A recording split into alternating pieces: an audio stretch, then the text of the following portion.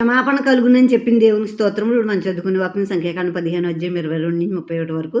యెహోవా మోషేతో చెప్పిన ఈ ఆజ్ఞలన్నిటిలో అనగా యెహోవా ఆజ్ఞాపించిన దినం మొదలుకొని అటు పైని మీ తరతరములకు యెహోవా మోషే ద్వారా మీకు ఆజ్ఞాపించిన వాటిలో పొరపాటున దేన్నైనను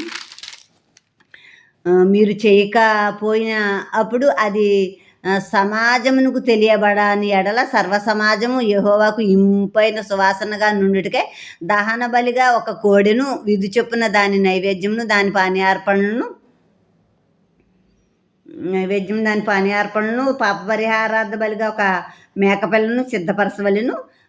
యాజకుడు ఇశ్రాయేలు సర్వ సమాజం నిమిత్తం ప్రాయశ్చిత్తం చేయవలెను. తెలియక దాన్ని చేసిన గనుక క్షమింపబడును. వారు పొరపాటున చేసిన పాపమును బట్టి తమ అర్పణను అనగా యెహోవాకు చెందవలసిన హోమమును, పాప పరిహారార్థ బలిని యెహోవా సన్నిధికి తీసుకుని రావలెను. అప్పుడు ఇశ్రాయేలు సర్వ సమాజమేమి, వారి మధ్య నివసించి పరదేశి ఏమి క్షమాపణ నొందును.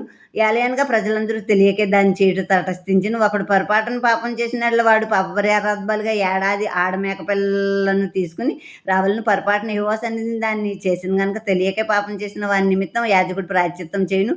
వాని నిమిత్తం ప్రాయశ్చిత్తం చేయటం వలన వాడు క్షమాపణ నొందును. ఇశ్రాయేలులో పుట్టిన వాడే కానీ, వారి మధ్య నివసించి పరదేశే కానీ పొరపాటున ఎవడైనా పాపం చేసినట్ల వానికి మీకును విధి ఒక్కటే ఉండవలెను.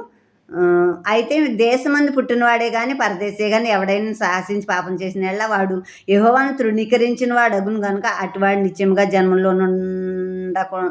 జన్మంలో నుండకుండా కొట్టివేయబడును. వాడు యెహోవా మాట అలక్ష్యం చేసి ఆయన ఆజ్ఞను మీరినందున నిత్యముగా కొట్టివేయబడును. వాని దోష శిక్షకు వాడే కారకుడు. ఇప్పుడు ఈ ఆజ్ఞలన్నీ మోషేతో ఇవ్వబడ్డాయి కదా.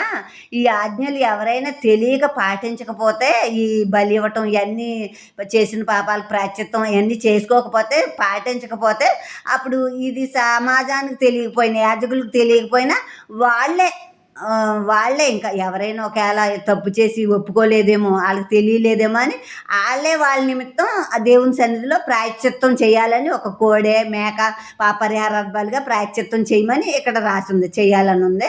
అలాగే ఎవరైనా వాళ్ళు తప్పులు చేసినప్పుడు తప్పులు ఒప్పుకుని అక్కడ బలిగా నైవేద్యంగా దేవుడు ఏం చెప్పారో అవి తెచ్చి సమర్పించినప్పుడు యాజకుడు వాళ్ళ నిమిత్తం ప్రాయశ్చిత్తం చేసినప్పుడు వాళ్ళు క్షమాపణ పొందుతారు. అంటే తెలియక చేసిన వాటిలన్నిటికీ ఇక్కడ క్షమాపణ పొందుతారు అని చెప్పారు. అలాగే తెలిసి ఒకడు వినాలేంటి, ఈ ఆజ్ఞలు పాటించాలేంటి అని దేవుడిని తృణీకరించి, దేవుడిని అలక్ష్యం చేసి, దేవుడికి విరోధంగా తప్పులు చేసిన వాడు జనాల్లోంచి కొట్టివేయబడును. వాడి దోష శిక్షకు వాడే కారకుడు. అంటే దేవుడి మీదే అహంకరింతే, దేవుడినే తృణీకరిస్తే, దేవుడి ఆజ్ఞల్నే పాటించకుండా ఉంటే వాడికి శిక్ష పడుతుంది. కావాలని చేసిన వాడికి శిక్ష పడుతుంది. తెలియక పాపం చేసిన వాడు క్షమింపబడతాడు.